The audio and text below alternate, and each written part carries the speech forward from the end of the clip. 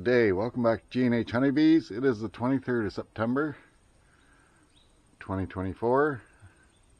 Look at this big fella hanging here from his webbing. And we have, that's a sign of fall. There's another big one hanging up there.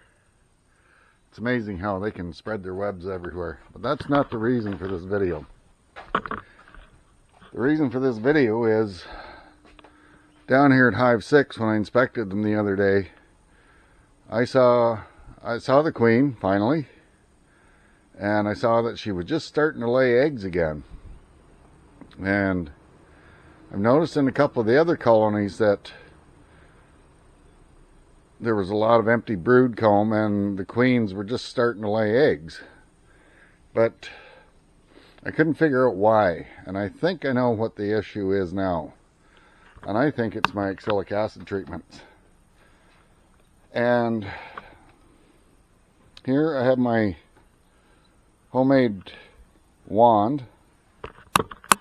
Here, set you down here for a second. And it's a diesel glow plug, 12 volt glow plug. And I have this meat thermometer in a socket in the barrel, which is registering temperature, and the barrel itself is a steel pipe fitting,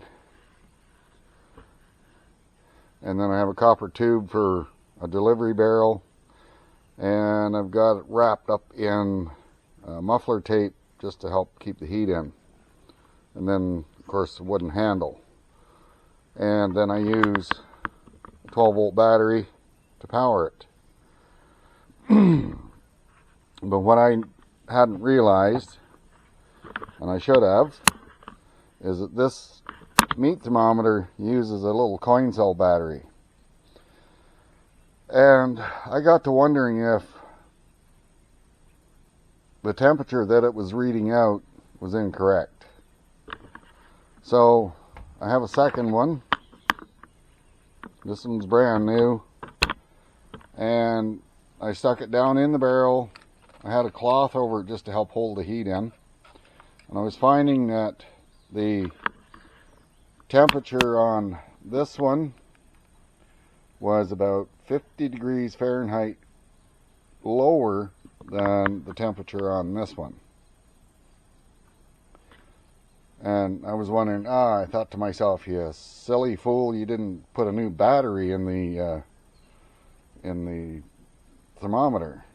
So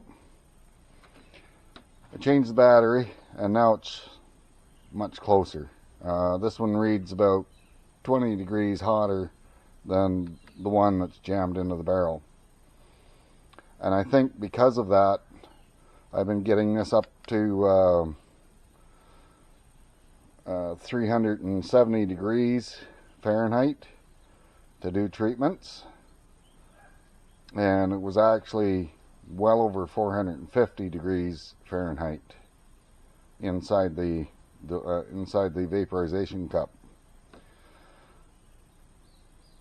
So now I've been doing some testing and figuring out what the actual temperature is that I want on this thermometer compared to what the readout is in the barrel.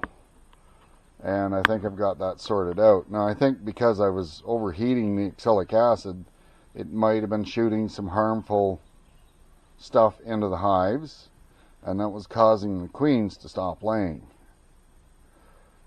And now that the oxalic acid or whatever was being shot in there is dissipating in the hive, they're going back to work. It hasn't killed them, but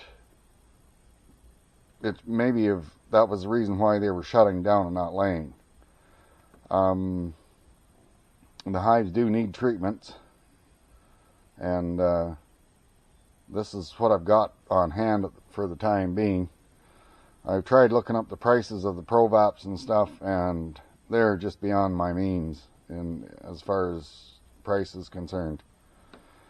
So I will continue on, but now that I've got a better understanding of what the temperature readout is like compared to what is in the barrel, I think I can manage this quite well.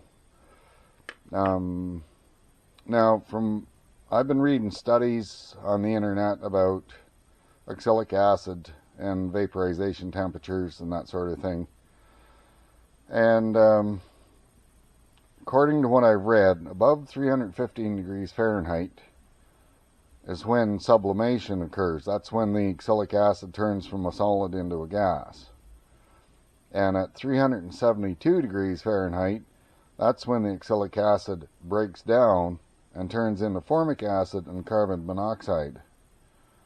And I think because the temperature was so high in this device that I was probably shooting formic acid into the boxes.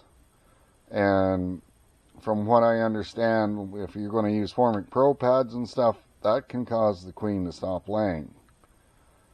So I think it's been breaking the oxalic acid down into formic acid, and that's had an effect on the queens. So I'm going to try and manage the temperature a little better, and we'll see if that solves the issue I've been seeing in some of the boxes where the queens suddenly stopped laying and they started again after a little bit of time. Now, whatever I've been shooting in there before is still killing mites. Now, I cleaned this board yesterday, and you can see there's a few mites there. So I'll clean that off. And this box here, it has a lighter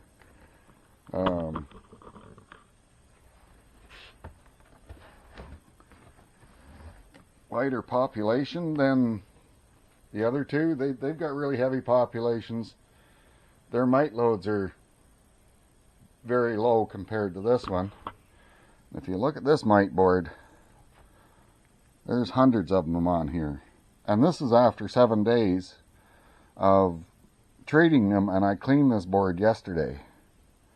And yesterday it looked just like that.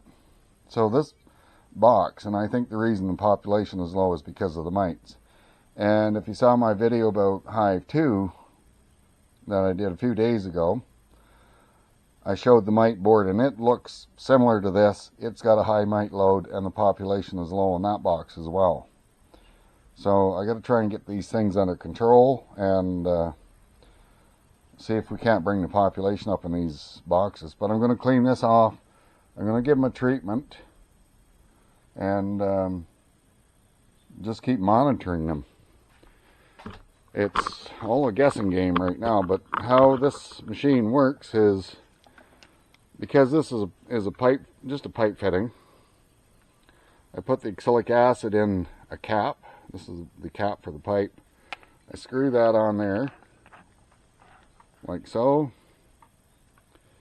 Get that up in frame there. So I just screw that onto the threads, upside down, so the oxalic acid stays in the cup. Then I put the tube into the back of the hive through the holes that I've drilled in them. And then I flip it over as if you were using a ProVap. And I just tap on the top of that with a screwdriver, and it drops the acid into the bowl and it vaporizes out. And then after about a minute I pull it out, I take the cap off. Now I have a few of these caps so I can do more than one at a time, because these caps get quite hot too after the treatment. And it's a very simple device. I would have liked to have made the barrel and stuff out of copper, but I just can't find any fittings like that to make them out of copper. It's nearly impossible. I can find some brass ones, but I don't know how brass would react to the acid. And that's another thing I'm not certain of, is how, because this is a steel fitting, I'm not certain how the acid reacts with the steel inside that fitting as well. So that's my conclusions for why the bees, or the queens, have been shutting down. I don't think it has anything to do with temperature. It's cool and overcast today. We're on the south edge of a atmospheric river that's flowing across up north, but it's still it's about 16 degrees Celsius, which is about 62 Fahrenheit.